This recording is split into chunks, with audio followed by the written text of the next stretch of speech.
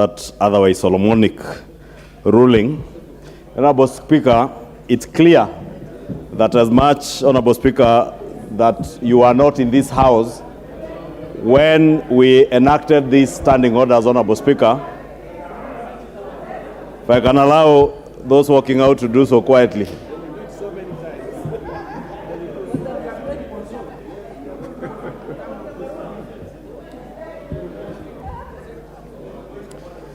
Thank you, Honorable Speaker. On Majority Leader. Honorable Speaker, I was congratulating you for having interpreted these standing orders and appreciating that you are not a member and you are not the Speaker in this House when we enacted these standing orders in the last revision in the last Parliament.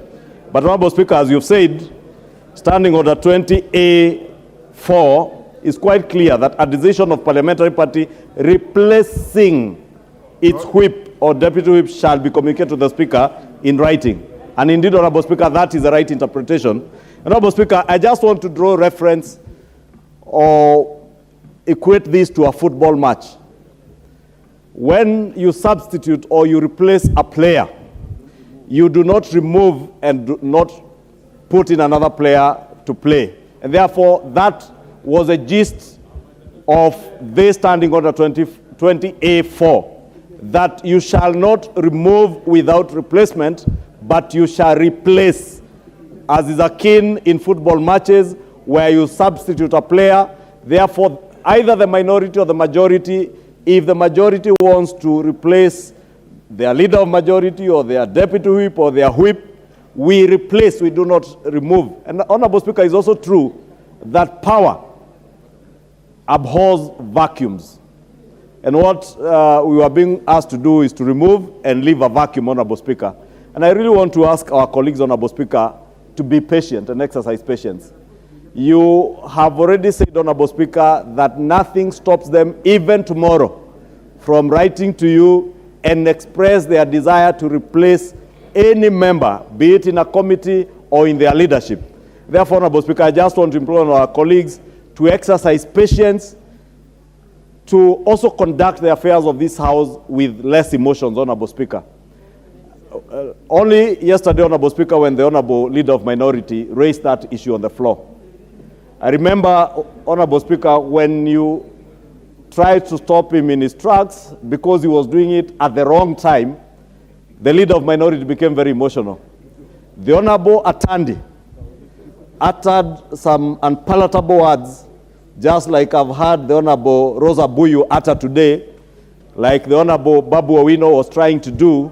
Honorable Speaker, we need to conduct this House with some decorum, Honorable Speaker, including when you want to raise a point of order, you do not shout from your seat. You invite the Speaker's attention, Honorable Speaker. And for instance, Honorable Speaker, when I invited your attention, is on a matter also touching on the decorum here in the House, that when you recognize students who ought to be emulating us as leaders and as their role models, we have a tradition and a culture in this House when you want to cheer, you foot thump, Honorable Speaker, but not bang tables, Honorable Speaker. And that is a matter I had wanted to raise about the Honorable BABU OWINO. Honorable Speaker, I just want to implore on our colleagues in the minority, please, as the Honorable Speaker has ruled in his communication, put your House in order. We do pray, Honorable Speaker, as much as we are also hurt. Because, Honorable Speaker, you know, I was a ranking member in the Jubilee Party, and a founder member of Jubilee. And therefore, I still have a bit of feelings for my friends in Jubilee. It's called nostalgia. Some nostalgia, Honorable Speaker, honestly. I am very nostalgic about Jubilee because we had great plans for this country under Jubilee, Honorable Speaker. And therefore, I had hoped also, Honorable Speaker, that you would, in your ruling, communicate that you recognize Jubilee Party as a distinct parliamentary political party, which they qualify under Standing Order 20A1, Honorable Speaker, because they have already achieved that threshold. But as hurt as I am, as nostalgic as I am about Jubilee, my former party, Honorable Speaker, I want to agree with you that we also give Jubilee, our old party, time to resolve their leadership issues. I've also given them 30 days. The 30 days, and ask our colleagues in ODM, just be as gracious as we have been, be as gracious as the party leader in Jubilee, Honorable Sabina Chege, has been, to wait for that 30 days period to resolve the issues in Jubilee. I pray and hope that even within the Azimio coalition, you will be able to resolve the issues that are within your coalition, so that we engage here as leaders who can engage on the basis of the policies that we espouse for those of us who are in government, and you in the opposition or in the minority on the basis of the alternative policies that you espouse, that you will sell to the people of Kenya as a better alternative. And that we can only do when we engage in this house.